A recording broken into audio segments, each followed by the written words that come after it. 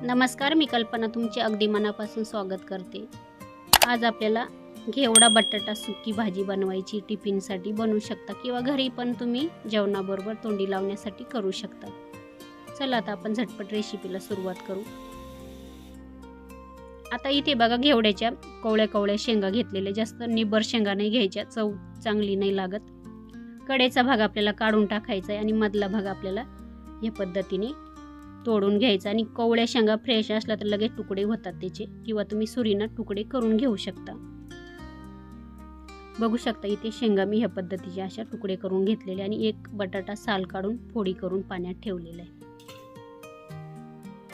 आता गॅसवरती कढई गरम करायला ठेवलेली, आता तेल घालून घेते याच्यामध्ये। आता तेल तुम्ही आवडीनुसार घालायचे, तुमच्या अंदाजी भाजी किती आहे त्यानुसार। मोहरी घालून घेतलेली, जिरं घातलेलं आहे, कढीपत्ता घालायचा आहे, बटाट्याच्या फोडी घालून घ्यायच्या। 1-2 मिनिटे ना बटाट्याच्या फोडी तेलावरच आपण परतून घेऊ। घेवड्याच्या शेंगा आपण धुवून घेतलेल्या आहे आणि आता हे आपण घालून घेऊ। आता आपण 2-3 मिनिटे ना तेलावर फ्राय करून घेऊ। अशी भाजी केली ना छान लागते चवीला। आता आपण चवीनुसार मीठ घालून घेऊ, आपल्याला पाण्याचा वापर करायचा नाही, मिठाचं पाणी होईल मग भाजी पण छान शिजेल।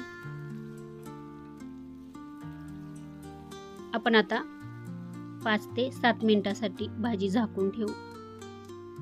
आता इथे बघा 5 ते 7 मिनिटं झालेली, भाजी पण बघा आता शिजत आलेली आहे बऱ्यापैकी।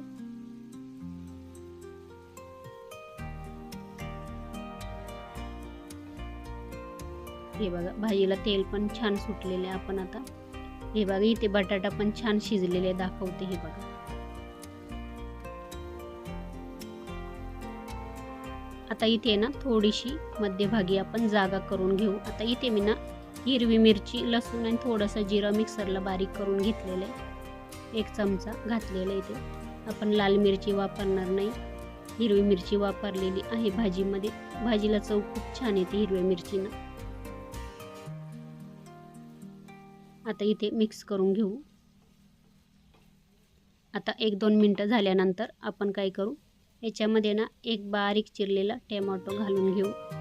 टोमॅटो थोडासा आहे ना नंतर घालायचं, म्हणजे भाजीला चव छान लागते।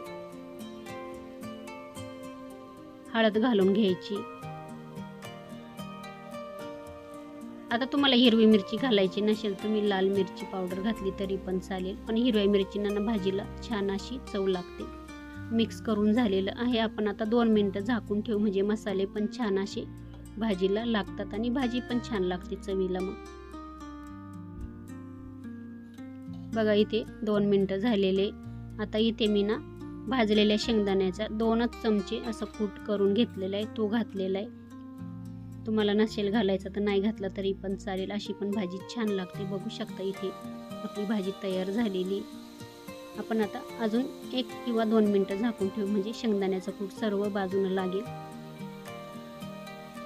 झालेली इथे बघा आपली भाजी तयार। आता तुमच्याकडे कोथिंबीर असेल तर वरून कोथिंबीर घाला, माझी संपलेली आहे कोथिंबीर। बघू शकता आपली बटाटा घेवड्याच्या शेंगाची भाजी तयार झालेली आहे।